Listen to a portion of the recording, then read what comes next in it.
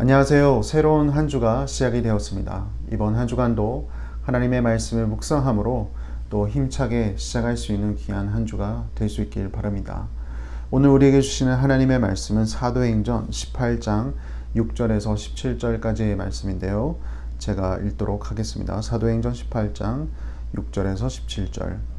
그들이 대적하여 비방하거늘 바울이 옷을 털면서 이르되 너희 피가 너희 머리로 돌아갈 것이요 나는 깨끗하니라.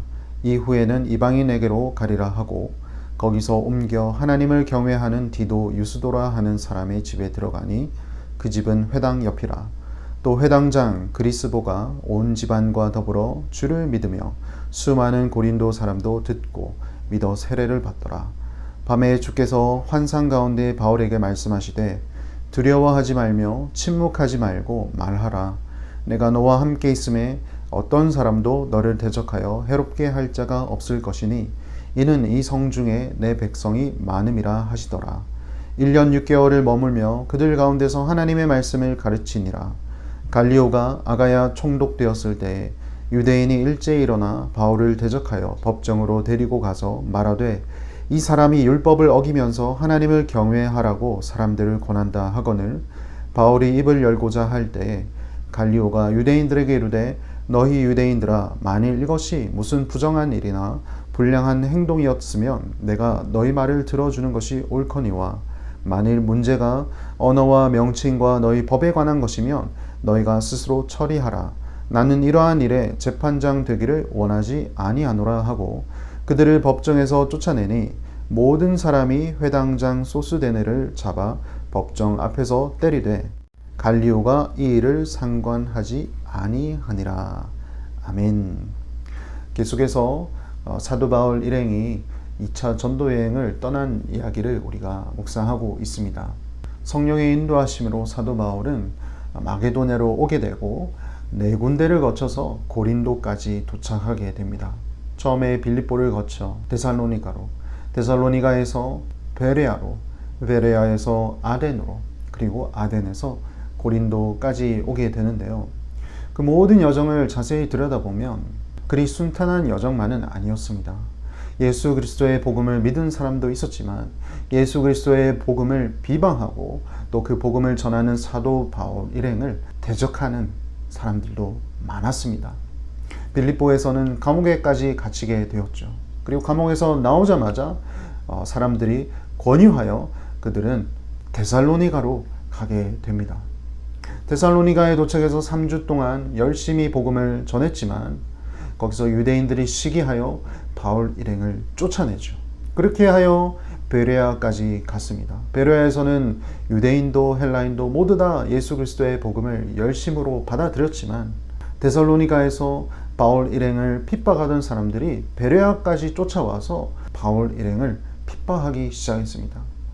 그래서 바울은 아덴으로 가게 되죠. 이 과정 속에서 사도 바울은 실라와 디모데와 떨어지게 됩니다. 하지만 사도 바울은 아덴에서도 예수 그리스도의 복음을 전하는 데에 열심을 다했습니다. 아레오바고 광장에서 예수 그리스도의 복음을 전했을 때 몇몇은 믿었지만 또 많은 사람들이 바울을 조롱하기 시작했습니다. 그리하여 이동한 곳이 오늘 본문에 나오는 고린도 지역이죠. 고린도에서 바울은 처음에 브리스길라와 아굴라라는 귀한 믿음의 동역자를 얻게 됩니다. 함께 천막을 치며 복음을 열심히 전했죠. 그리고 흩어졌던 디모데와 실라도 같이 합류하여 복음을 전했습니다. 하지만 여전히 복음에 대하여 대적하고 비방하는 사람들이 등장하는데요. 오늘 본문 6절 앞부분을 보시면 이렇게 시작합니다. 그들이 대적하여 비방하거늘. 비방하는 사람들은 어디에 가도 있었습니다.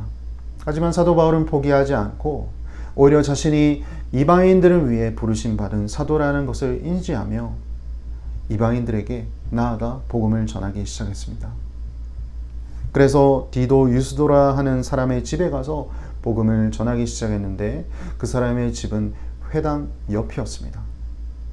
그리고 복음을 전하는 동안 놀라운 일이 일어났습니다. 회당장 그리스보가 예수 그리스도를 영접하기 시작했고 이 그리스도가 리더로서 아주 좋은 영향력을 미치고 있었더니 그를 따르던 많은 사람들도 이 예수 그리스도의 복음을 믿기 시작하는 놀라운 역사가 일어났습니다. 그리고 밤중에 하나님께서 주께서 바울을 환상 가운데 찾아오셔서 이렇게 위로하셨습니다. 오늘 본문 9절에서 10절 말씀입니다. 밤에 주께서 환상 가운데 바울에게 말씀하시되 두려워하지 말며 침묵하지 말고 말하라. 내가 너와 함께 있음에 어떤 사람도 너를 대적하여 해롭게 할 자가 없을 것이니 이는 이 성중에 내 백성이 많음이라 하시더라. 이제껏 가는 곳마다 바울은 핍박을 받았습니다. 예수 그리스도의 복음을 전하는 이유 때문에 바울은 비방을 받았습니다. 하지만 그러한 바울에게 주께서 친히 찾아오셔서 이 위로의 메시지를 하신 것이죠. 바울아, 두려워하지 말며 침묵하지 말고 말하라. 내가 너와 함께 있음에 어떤 사람도 너를 대적하여 해롭게 할 자가 없을 것이다. 이 성중에 믿을 사람이 많으니라. 이 약속의 말씀은 사도 바울이 고린도에서 사역하는 동안 계속해서 이루어졌습니다. 한 번은 유대인들이 바울을 대적하여 법적 고소를 한 적이 있습니다. 고소 내용은 바울이 율법을 어기면서 하나님을 경외하라고 사람들을 권한다라는 것이었죠. 율법을 어기면서까지 하나님의 법을 권한다라는 그 죄목으로 고소를 했지만 당시 총독이었던 갈리오는 이 고소를 기각시켜 버렸습니다. 그 이유는 바울이 무슨 부정한 일이나 불량한 행동을 취하지 않았고, 만약 이것이 언어와 명칭과 유대 법에 어긋나는 것이라면 너희 유대인들끼리 알아서 이것을 해결하라 라는 것이었죠. 하나님께서 인도하신 것입니다. 바울은 하나님의 약속이 있었기 때문에 그는 정말로 두려워하지 않았고 또 복음을 전하는 데 있어서 침묵하지 않으며 열심히 사역했습니다. 그리고 1년 6개월이라는 1차, 2차 전도여행 중 통틀어서 가장 긴 세월 동안 그는 복음을 전할 수가 있었습니다. 사랑하는 성도 여러분, 사도 바울은 수많은 대적자를 만났습니다.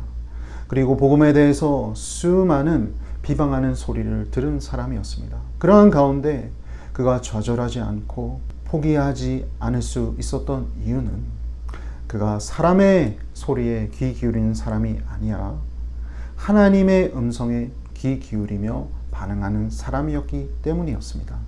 오늘 우리도 사도 바울만큼은 아니지만 복음 때문에 비방의 소리를 들을 수 있습니다. 그럴 때 우리는 어떻게 해야 할까요? 사람의 소리에 귀를 기울여야 할까요? 하나님의 소리에 귀를 기울이시길 바랍니다. 그리고 오늘 주께서 사도 바울에게 하셨던 말씀을 기억했으면 합니다.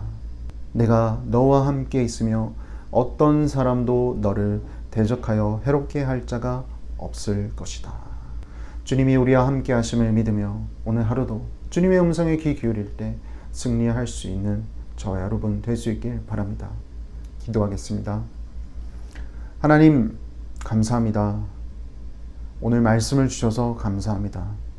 사도 바울은 고린도에 가서도 복음을 전하는 그를 대적하며 비방하는 사람들을 만났습니다. 그러나 주님께서는 바울에게 두려워하지 말며 침묵하지 말고 복음을 담대히 전하도록 위로하셨고 또 대적자들이 그를 해치지 못하게 약속해 주셨습니다. 그에게 주어진 복음을 전하는 사명은 오늘날 우리에게도 있음을 기억하오니 주여 지금도 주님의 복음 때문에 비방의 소리를 들으며 고난을 당하는 주의 백성들을 기억하여 주시옵소서. 특히 각 세계 선교사님들을 기억하시고 사람의 소리를 듣기보다 하나님의 음성에 귀 기울이는 우리 모두 또 선교사님들 되게 하여 주셔서 사도 바울에게 주셨던 그 말씀으로 우리를 위로하시고 보호하여 주시옵소서. 말씀으로 승리하는 오늘 하루 되게 하여 주시며 살아계신 예수님 이름으로 기도합니다. 아멘.